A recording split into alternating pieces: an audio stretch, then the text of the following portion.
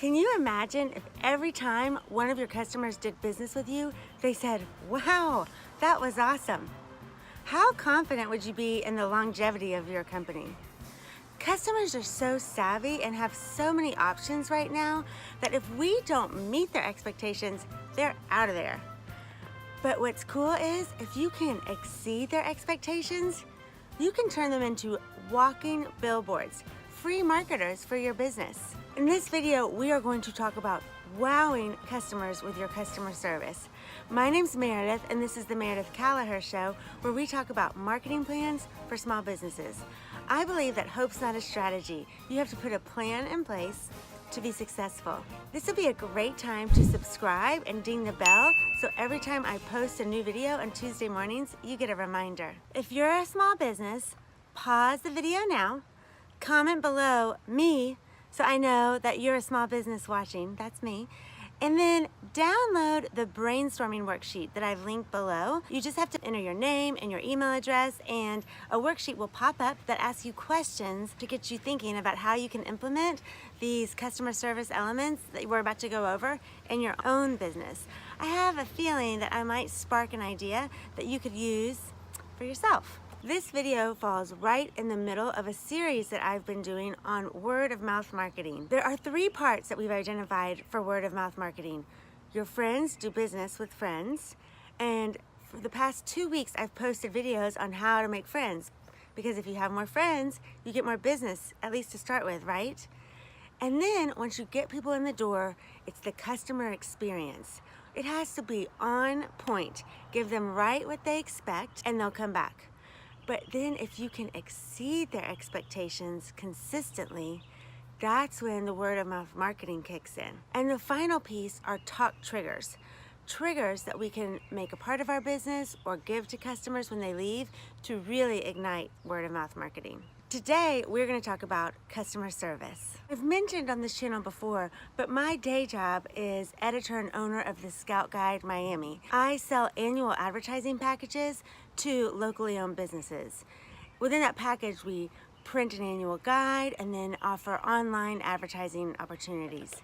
So after the first launch of the Scout Guide Miami Volume 1, I regrouped and was ready to hit the ground running for Volume 2.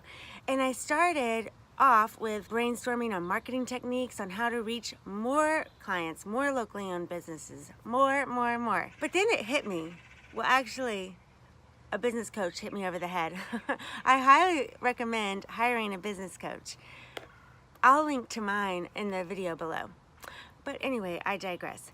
So my business coach and I discussed my strategy and realized that instead of looking for new customers, that I needed to nurture the customers that I had. I needed to make sure that they were having an amazing customer experience, because it is easier to keep the customers that you already have, or to make sure the friends that have done business with you will come back if they have a stellar experience, rather than trying to go get new customers all the time, right? So what I'm going to share with you now are 7 key factors that I identified in having great customer service. They really worked for me. My return rate with the Scout Guide is awesome. My clients come back. And I've noticed that the businesses in Miami that are successful have most of these key elements in place too. So let's dive in. The 7 key elements of great customer service are: 1, prioritize service over anything else. 2, figure out what your customers really want. 3, anticipate your customers' needs. 4, keep the channels of communication open, and when you say you're going to be available, be available. 5, hire for attitude. 6, empower your employees. And 7, listen to your customers' feedback. Let's go over each of these 7 elements of customer service, and I'll give you examples so you can start thinking how you can apply it to your own business. All right, number 1 is prioritize service. What do I mean by this?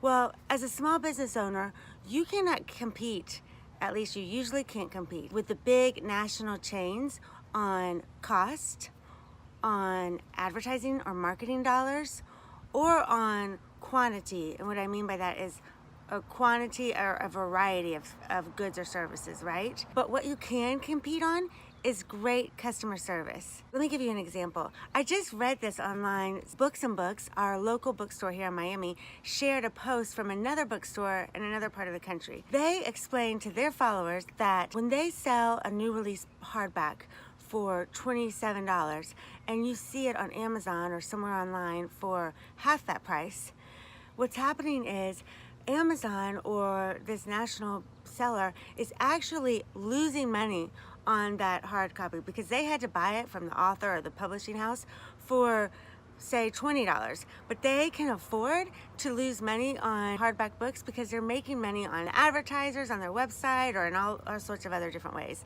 But a local bookstore can't afford to lose money on a hardback book. But this business owner was encouraging his loyal customers to remember that he's the one that brings local authors to his city. He's the one that provides coffee and maybe wine and have community events in his local bookstore. So when you pay for that book at full price, full retail value, you are also paying for those events, because if you didn't pay him for those events, it wouldn't happen, right? So how I apply this in my business is I just remember when I'm looking at my annual budget, I start with service.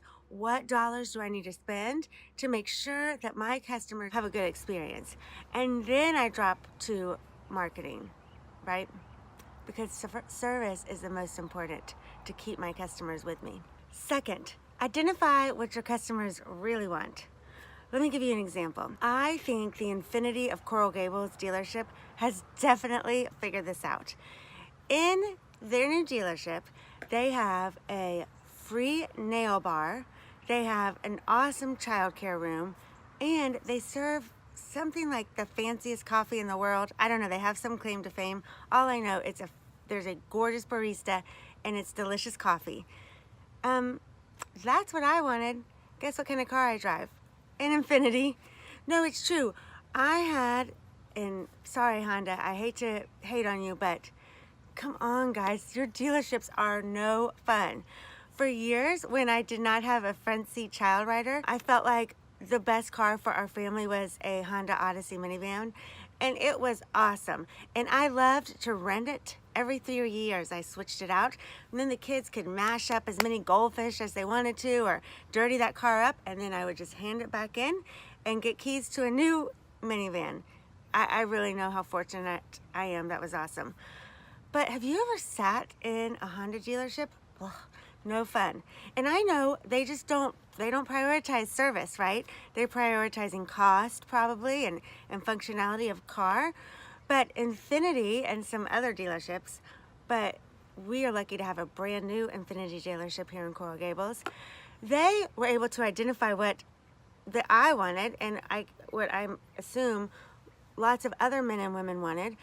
An awesome place to relax or work is what I often do while I wait there with my fabulous coffee, and drive a great working, functioning car. That's what's important to me about car, that the inside feels nice, that it always works, and that there's room for my kids and all my stuff. So as soon as my son moved into the front seat, I turned that Honda in and went looking for the best dealership in town. I feel another video topic coming on.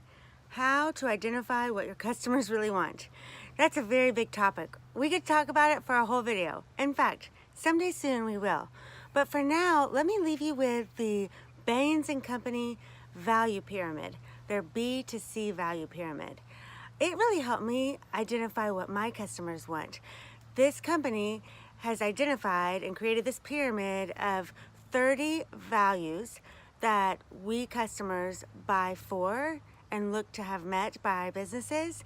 And there was a whole article on it in the Harvard Business Review. I'm going to link to it below. In a nutshell, the pyramid has, shaped like a triangle and has 4 layers. It has functional elements that we look for, emotional elements that can be met, life-changing, and then social impact. Number 3, anticipate your customers' needs. Now, this could be as simple as it's prom season and you're a boutique where teenagers like to shop. So you make sure that you have stock of prom dresses, right? Or the toy store that has batteries by checkout because they know that if your child's gonna play with this toy, that you need batteries. Another example of anticipation is the Miami Design District. In Miami, we have this great district that this man, Craig Robbins, built from nothing, and it's doing awesome. And unlike some areas of Miami, if there's an event going on in the design district or I want to visit the Alice and Olivia shop, I do not hesitate because parking is so easy and not very expensive there compared to the rest of our city. And that is because Craig anticipated my needs, right? So he has this valet system going on there that is only $5, which is so cheap in Miami. I just paid $16 last night in Coral Gables to park for 30 minutes. The valet system in the design district, there are these little blue tents, umbrellas with stands, and I just pull up wherever I am and they take my car, they take my phone number, which that's not that unique. I text them when I'm ready to go.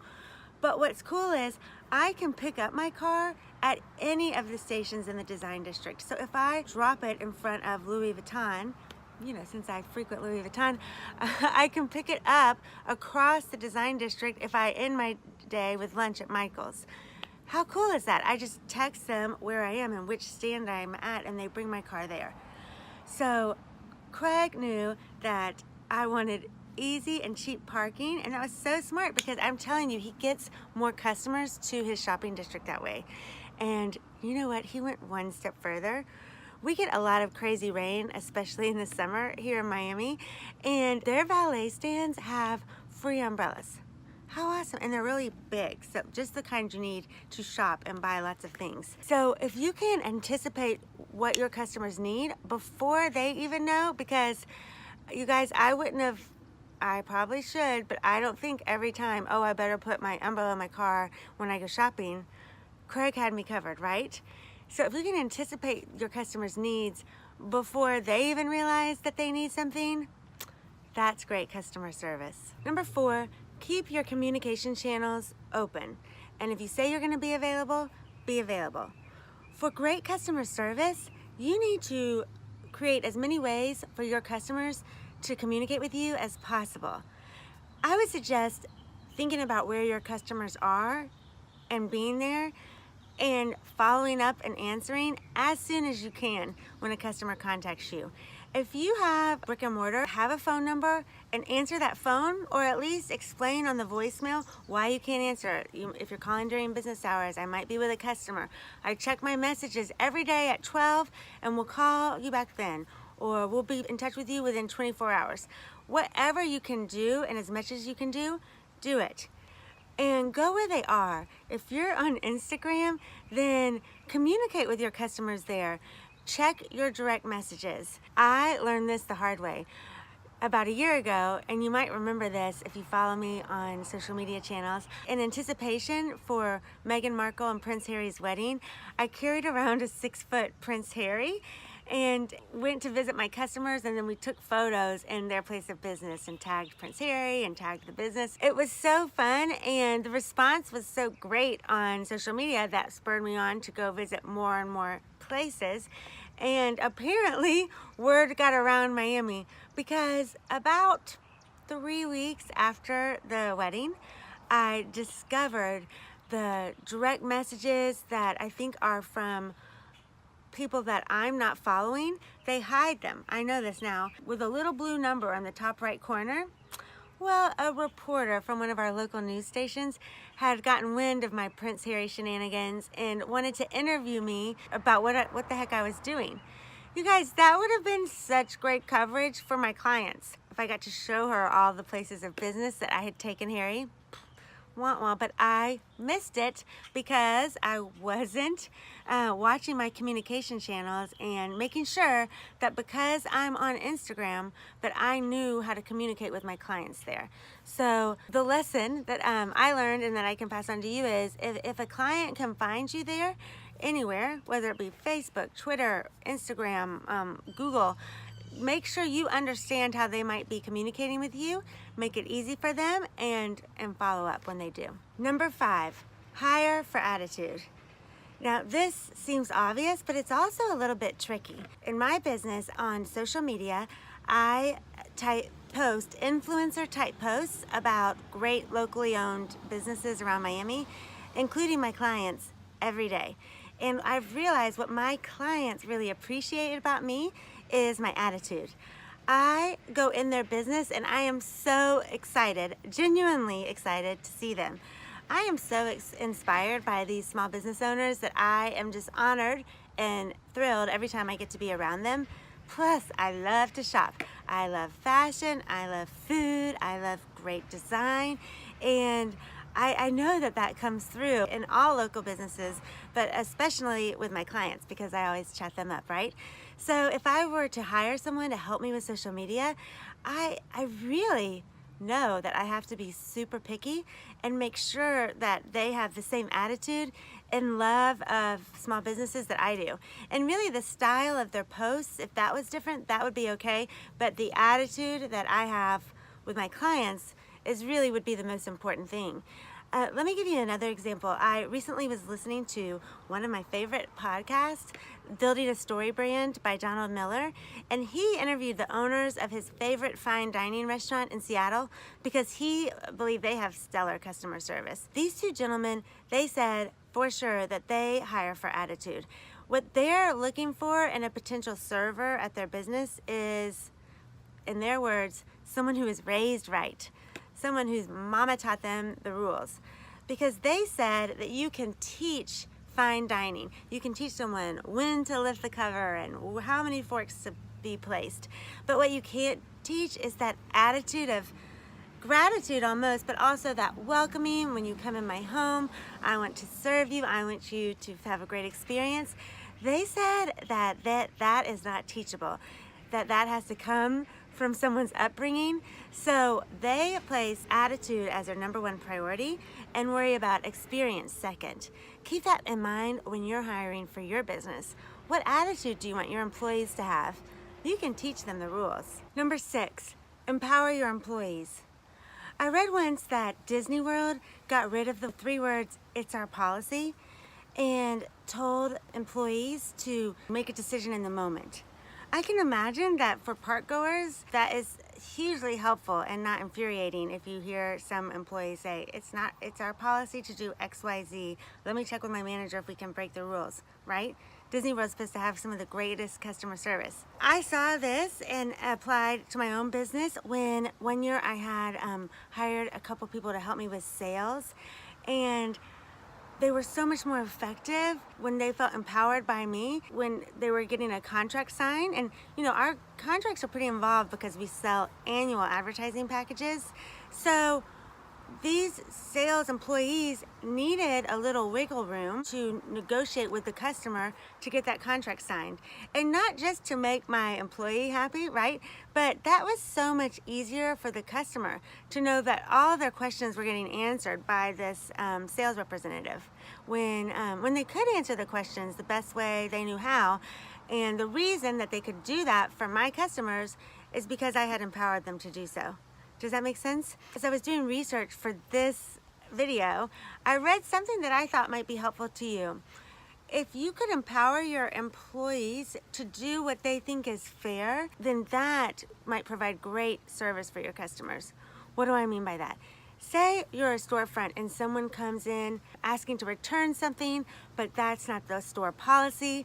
If you explain to your employees that they can act on what they think is fair, and of course, you can only do this with an employee that you trust or that you've hired for attitude. If the customer has a story, somebody died, their dog's leg broke off, that's horrible, but something where your employee feels like, man, legitimately this customer needs to return this to make her life better, even though it doesn't meet my employer's policy, then that customer might be able to get her the return that she needed because your employee was empowered to do that for them. Empowering your employees provides great customer service. And remember, if we're prioritizing service over everything else, which is really what all small businesses should do because that's how we can compete, then for sure, sometimes you have to take a return when you didn't want to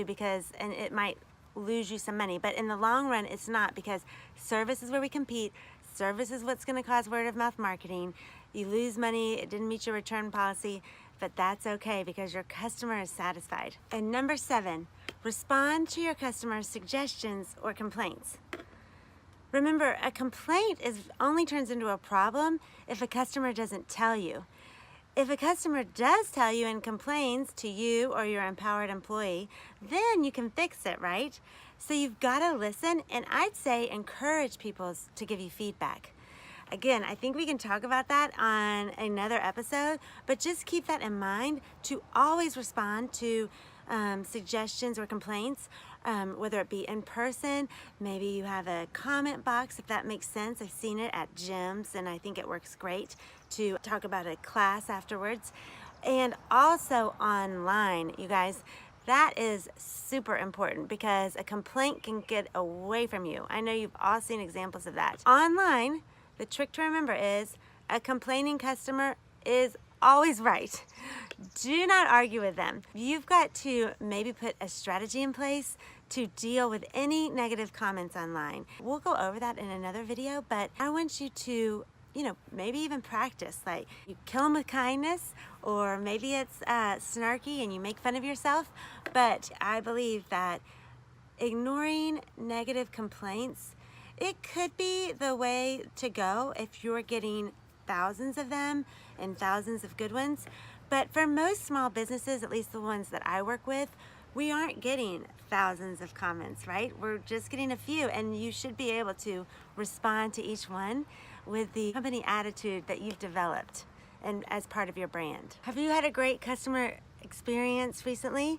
I would love to hear about it. Please tell me in the comments below. Now, if you're a small business owner, we've gone over a lot of information in this video. So I would encourage you, download my brainstorming worksheet. I asked you some great questions that will get you thinking about how you can implement strategies to have great customer service for every customer that does business with you. Remember, great customer service is critical, crucial, a must.